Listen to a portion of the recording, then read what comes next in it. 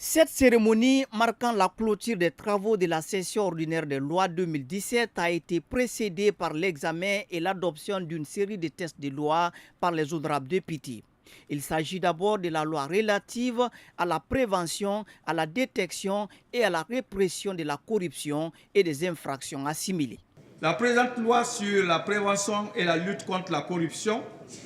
et les infractions assimilées s'inscrit dans le cadre du programme d'action prioritaire entrepris par le gouvernement guinéen en vue d'un renforcement de la bonne gouvernance, de l'instauration de l'état de droit et de la protection des droits de l'homme sur le socle de la transparence et de la primauté de la loi. Le présent projet a pour objet de fixer le cadre juridique et institutionnel de prévention, de détection et de répression de la corruption et des infractions assimilées. Pour renforcer l'accès des populations aux produits et aux services bancaires et financiers, la loi portant institutions financières inclusives en République de Guinée a été ensuite adoptée à l'unanimité des députés présents. Il s'agit de moderniser le cadre d'évolution des institutions de microfinance, de créer une base légale pour les institutions, les établissements de monnaie électronique et aussi,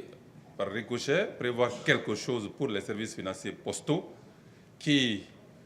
dans ce rôle de dépôt et de gestion des moyens de paiement électroniques, seulement dans ce rôle, relève de la supervision de la Banque centrale et du cadre légal qui est créé par ce projet. Dans le but de mieux structurer le commerce dans la capitale Conakry, les députés ont aussi adopté la loi qui consolide désormais les liens de coopération entre les États en matière de commerce conformément aux recommandations des pays membres de l'OADA. Nous avons souvent entendu parler du tribunal de commerce depuis même tout petit. Mais heureusement que le ministre nous a parlé aujourd'hui concrètement ce que c'est, ce que ça peut être.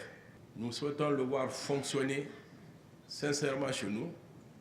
pour qu'on puisse faire les arbitrages nécessaires dans notre pays. Ça nous fera des économies aussi bien au pays qu'aux hommes d'affaires. Aussi, la convention révisée sur la reconnaissance des études et certificats, diplômes et autres titres de l'enseignement supérieur dans les États d'Afrique a fait l'objet de travaux avant son adoption à l'unanimité des députés présents. Sa mise en application permettra aux étudiants, enseignants et chercheurs d'évoluer dans les différents pays d'Afrique